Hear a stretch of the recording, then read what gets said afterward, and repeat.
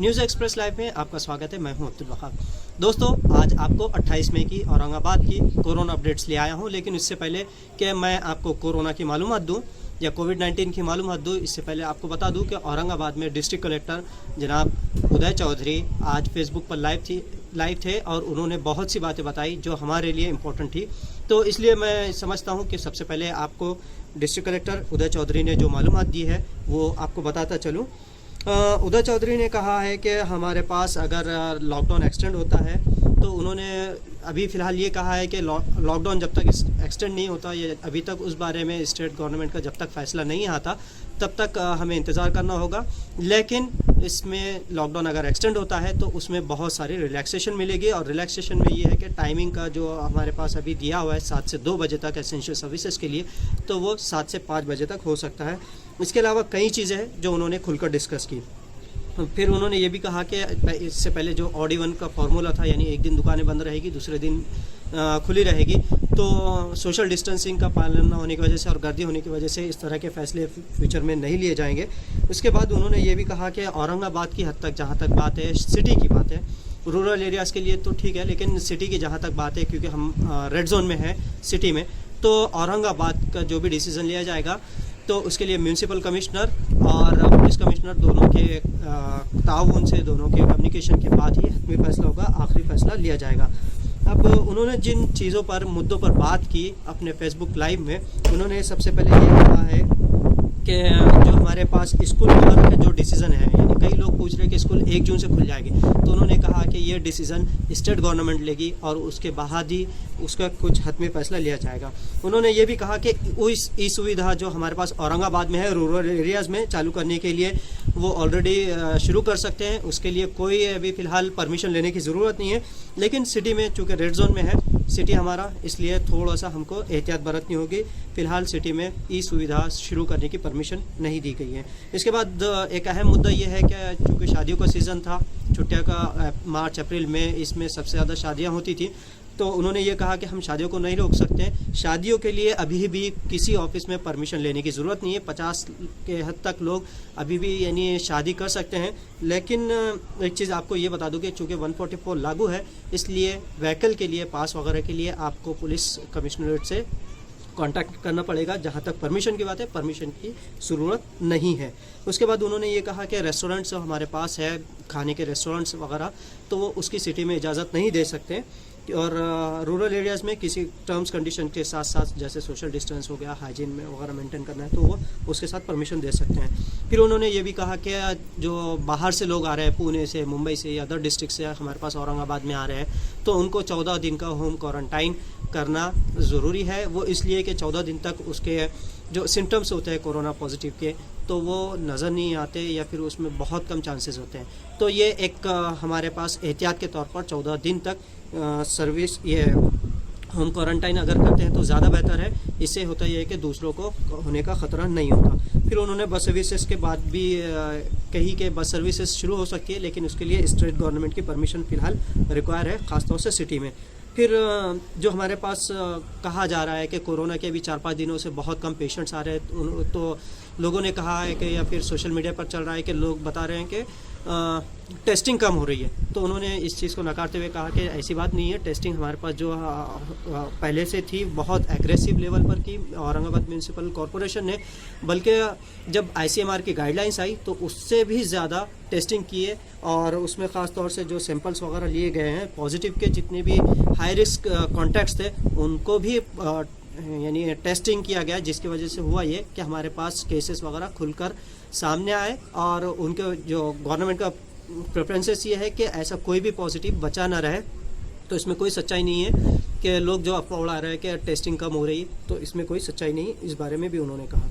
दूसरी चीज़ उन्होंने ये कहा कि एक और चीज़ की तरफ उन्होंने इशारा दिया कि प्राइवेट हॉस्पिटल्स बंद है, तो उन्होंने कहा कि बहुत सी मरतबा प्राइवेट हॉस्पिटल्स में यानी बहुत ज़्यादा चार्जेस हासिल करने की, चार्जेस वसूल करने की शिकायतें आ रही हैं। तो उन्होंने कहा है कि ये इस तरह से अगर कोई शिकायत वगैरह करता है तो जो फ़ोन नंबर दिया हुआ है 104 हेल्पलाइन नंबर हेल्थ डिपार्टमेंट का, तो आप उस पर कंप्लेंट कर सकते हैं। ऑलरेडी हमारे पास यानी जितने स्कीम के अंडर, महात्मा खुले आरोग्य योजना जो है, तो उसके अंडर में कोविड का जितने भी सरकारी हॉस्पिटल्स हैं वहाँ पर तो फ्री इलाज हो ही रहा है, लेकिन अगर दूसरे और किसी चीज़ के लिए अगर प्राइवेट हॉस्पिटल्स में ज़्यादा चार्जेस वसूले जा रहे हैं, लिए जा रहे हैं पेशेंट से, तो उसकी कंप्लेंट की जा सकती है। एक और चीज़ की तरफ उन्होंने तवज्जो दिलाई कि औरंगाबाद में चूँकि रेड जोन में है, इसलिए रेलवे और फ्लाइट का जो डिसीजन होगा वो सेंट्रल गवर्नमेंट की तरफ से होगा।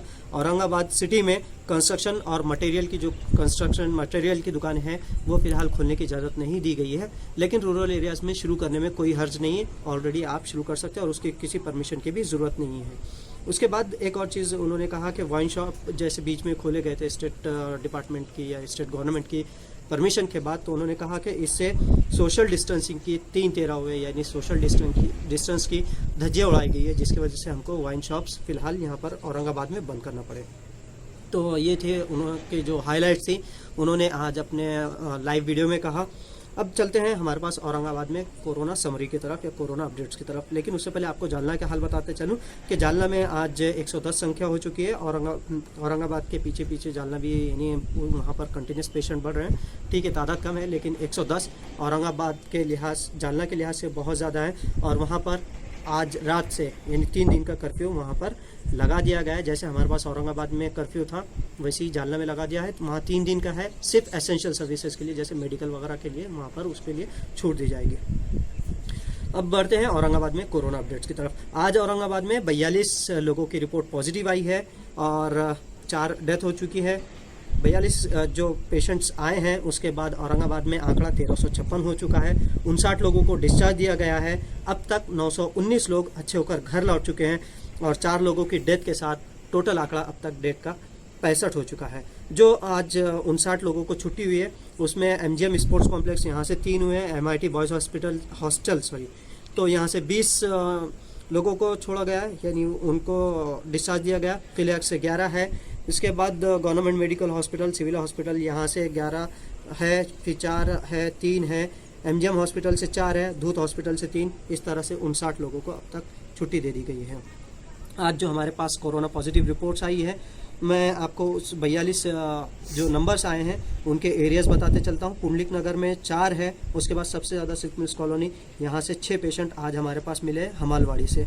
उसके बाद चेलीपुरा, यहाँ से 1 पेशेंट है, कैलाश नगर से 1 है, रोशन गेट करीम कॉलोनी से 1 है, कबाड़ीपुरा बुड्डी लैंड से 1 है, रहमानिया कॉलोनी कटकट गेट यहाँ से 1 है, हुसैन कॉलोनी से 1 है, जय भवानी नगर से 2 है, नारली बाग से 2 है, इंदिरा नगर बाईजीपुरा यहाँ से 1 है, शिवशंकर कॉलोनी से 1 है, मिसरवाड़ी से 1 है, संभाजी कॉलोनी सिड़को N6 से 2 है, शकुंतला नगर शाहनूरवाड़ी से 1 है, रोकड़े हनुमान कॉलोनी यहाँ से 3 पेशेंट है, ईट खेड़ा से 1 है, शाह बाजार से 1 पेशेंट है, बालाजी नगर, गजानन नगर N11, अंगूरी बाग जिनसी, नाथ नगर, मोतीवाला नगर, शाहगंज और ललित कला, उस्मानपुरा, राणा नगर, पुंडलिक नगर और समता नगर यहाँ से 1-1 पेशेंट है। इस तरह अब तक 42 लोग हमारे पास औरंगाबाद में आज उनकी रिपोर्ट पॉजिटिव आई है।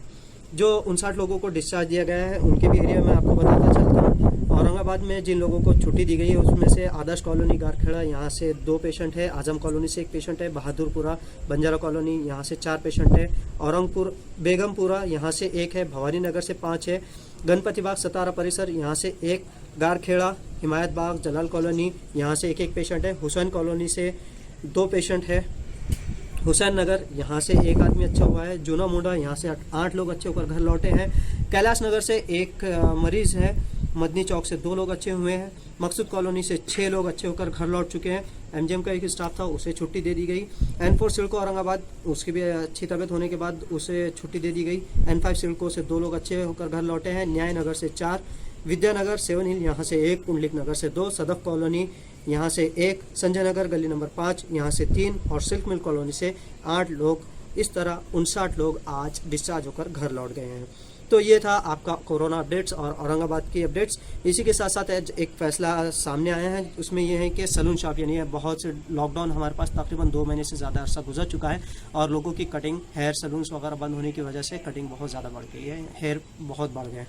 तो जो बार्बर शॉप है, सैलून शॉप से उसको खोलने की इजाज़त दी गई है, लेकिन उसके साथ साथ चंद रिस्ट्रिक्शंस, चंद वहाँ पर एहतियाती तदाबीर भी बताई गई है। उसमें यह है कि सबसे पहले जितने भी कटिंग्स वगैरह होगी या उसको तो सोशल डिस्टेंस उनको मेंटेन करना पड़ेगा। जितनी भी दुकान में चेयर्स है उसका 50% ही वहाँ पर पहले यानी फ़ोन करके अपॉइंटमेंट लेकर कस्टमर को जाना होगा। यानी अगर किसी शॉप में 8 अगर चेयर्स है तो उसको वो सिर्फ 4 चेयर्स पर ही कटिंग कर सकता है। किसी के पास 10 है, 10 में से 5, किसी के पास 2 है तो सिर्फ 1 चेयर पर ही कटिंग करवा सकता है ओनर। तो ये उनको टर्म्स कंडीशंस वहाँ पर वो लगाई गई है। साथ ही साथ सैनिटाइज़र दरवाजे पर रखने का इत्तला दी गई है। इसके अलावा टॉवेल और नैपकिन्स वगैरह कस्टमर साथ लेकर जाएगा अपना। और दूसरी चीज़ यहाँ पर यह है कि सिर्फ कटिंग और दाढ़ी के लिए ही परमिशन दी गई है और हेयर डाई के लिए। इसके अलावा ब्लीचिंग नहीं करवा सकते हैं। अगर कोई करता है तो उसके खिलाफ कार्रवाई होगी। और ये थी आज तक की औरंगाबाद की अपडेट्स। नेशनल लेवल से सिर्फ एक अहम मुद्दा या फिर एक अहम जो खबर आ रही है वो ये है कि बीजेपी के जो स्पोक्स पर्सन है संबित पात्रा, उनकी कोरोना सस्पेक्टेड होने की वजह से या उनको लक्षण दिखने की वजह से उनको एडमिट करने की खबरें आ रही हैं। दूसरी चीज़ टिप्पणी तो या फिर उसमें कमेंट्स तो ये भी चल रहे हैं कि उन्हें जब रायपुर पुलिस स्टेशन में, छत्तीसगढ़ के रायपुर पुलिस स्टेशन में 2 तारीख को वहाँ पर आना था पेशी के लिए या फिर अपने से रखने के लिए, तो ये इस तरह से उससे बचने के लिए ये खेला जा रहा है। इस तरह की चर्चा अवाम में है। उन्होंने कुछ दिन पहले यहाँ पर 84 के जो राइट्स हुए थे, सिख फसादात हुए थे और कांग्रेस से लेकर उन्होंने टिप्पणी की थी जिसके खिलाफ उन पर केस दर्ज किया गया था। तो ये थे आज तक की अपडेट्स न्यूज़ एक्सप्रेस लाइव के लिए अब्दुल वहाब की जानिब से। कैमरा पर्सन सैयद अहमद हाशमी के साथ अब्दुल वहाब, औरंगाबाद।